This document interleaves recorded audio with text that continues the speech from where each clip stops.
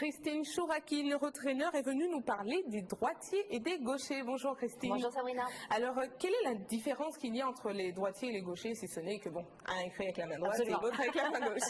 Alors, la différence, elle va se retrouver au niveau cérébral. Oui. La grande différence. Alors, on va expliquer un petit peu le fonctionnement du cerveau. Oui. Le cerveau est divisé en deux hémisphères, un hémisphère gauche, un hémisphère droit. Oui. Quand on active notre main droite, c'est l'hémisphère gauche qui travaille, et notre main gauche, c'est l'hémisphère droit. Ça travaille en croisée. D'accord.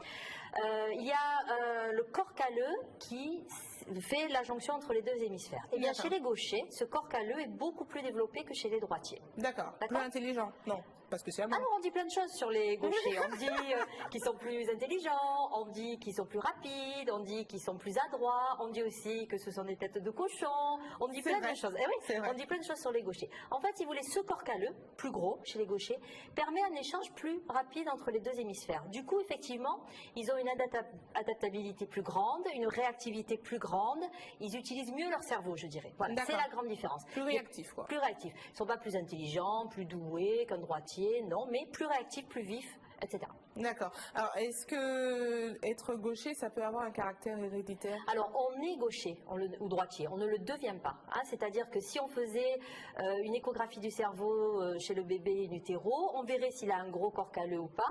Et à ce moment-là, avant la naissance, on pourrait savoir si c'est un enfant qui sera droitier ou gaucher. D'accord. Hein, donc, on est gaucher. C'est pour ça qu'il ne faut absolument pas contrarier la latéralité naturelle que l'on a.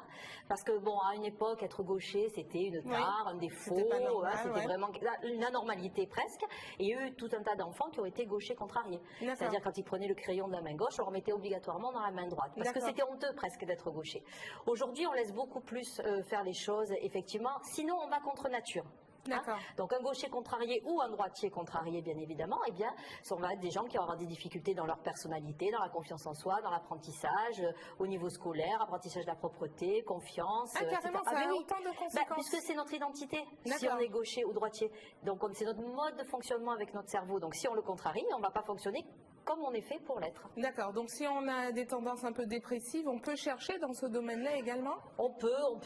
Alors aujourd'hui, c'est vrai qu'il y a moins, hein, c'est vrai qu'on laisse les enfants plus choisir leur latéralité. Alors ce qu'il faut savoir, c'est qu'avant 5, 6, 7 ans, l'enfant n'est pas vraiment latéralisé. Hein.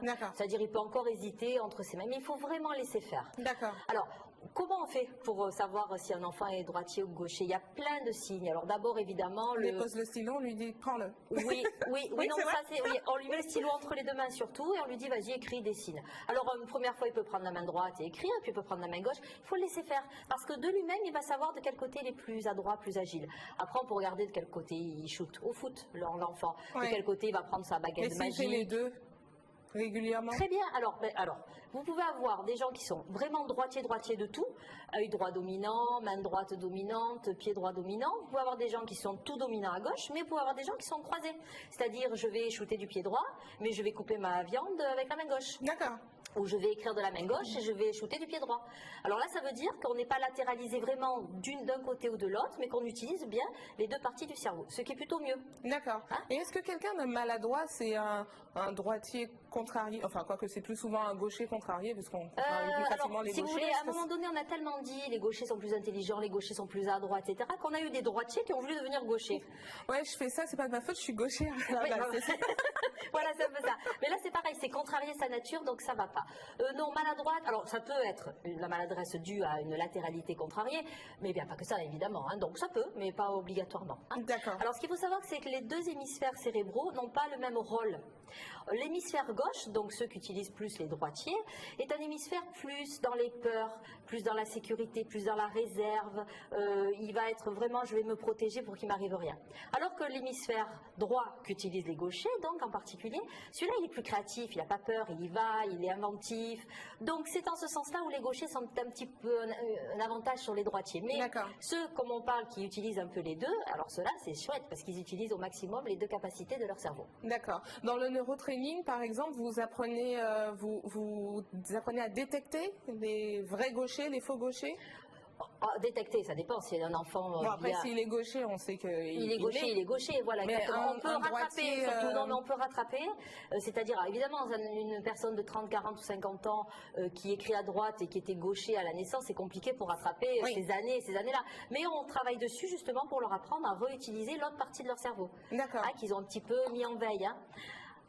Pas spécialement en écrivant de la main gauche, Non. mais au moins en réfléchissant autrement, c'est ça? Voilà, c'est ça. Et on peut leur dire, réessayer d'apprendre d'écrire dans la main gauche, par exemple, pour faire redémarrer ce cerveau qui est un petit peu mis en veille finalement, et pour le coup de les remettre sur ce qu'ils sont eux, sur leur identité en fait. D'accord. Donc c'est vrai que c'est très important cette notion de latéralité. Très bien. Merci Voilà, avec Christine plaisir. d'être venue sur le plateau du LC Matin. Je rappelle que vous êtes neurotraîneur vous-même à Marseille. Vos coordonnées complètes s'affichent à l'écran pour ceux qui veulent des conseils personnalisés, notamment les gauchers contrariés.